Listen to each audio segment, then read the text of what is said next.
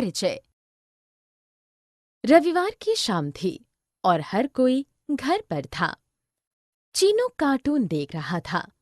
जब उसकी बहन कमरे में आई तो उसने मूवी देखने के लिए चैनल बदल दिया।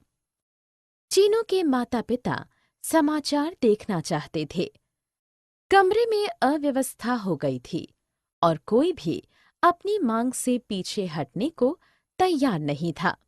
क्या आप अपने घर में ऐसी हालत देखते हैं?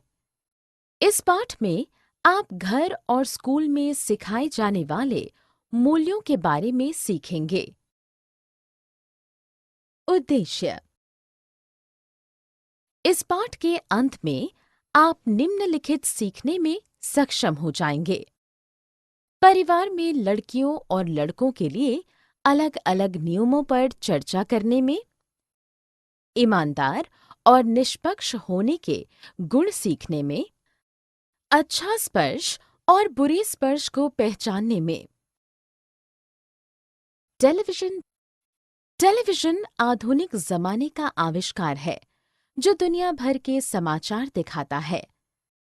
दुनिया भर में खेले जाने वाले खेल कमरे में बैठकर देखे जा सकते हैं। कार्टून, मूवी और गीत हर दिन हमारा मनोरंजन करते हैं। जब भी टीवी देखने के लिए किसी घर में झगड़ा होता है, तो माता-पिता ऐसे झगड़े का निपटारा करते हैं। अलग-अलग नियम। चीनू का मानना है कि लड़कों और लड़कियों के लिए एक जैसे नियम होने चाहिए। उसके दोस्त राजू को देर शाम खेलने की इजाजत है, लेकिन उसकी बहन रीता को देर शाम घर से बाहर जाने की इजाजत नहीं है। ईमानदार बनिए।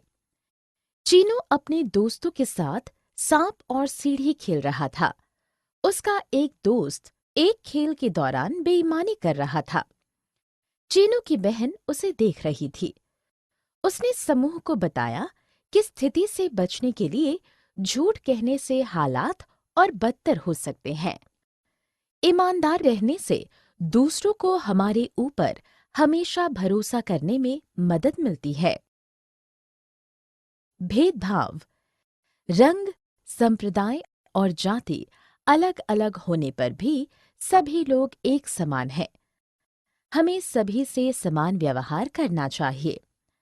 पुराने समय में जाति के आधार पर लोगों के बीच भेद हुआ करता था। कुछ देशों में त्वचा के रंग के आधार पर लोगों को काला कहा जाता है, जो नहीं किया जाना चाहिए। यदि आपको यह पसंद नहीं है, चीनू की मां ने उसे अपनी मर्जी के बिना किसी को भी खुद को छूने या बात ना करने देने का सुझाव दिया है। यदि कोई वैसा करता है तो उन्हें ऐसा ना करने के लिए कहें। यदि व्यक्ति सुनता नहीं है तो अपने माता-पिता को इसके बारे में बताना अच्छा है। बच्चों को याद रखना चाहिए कि उनका शरीर दूसरे लोगों के छूने या खेलने के लिए नहीं है।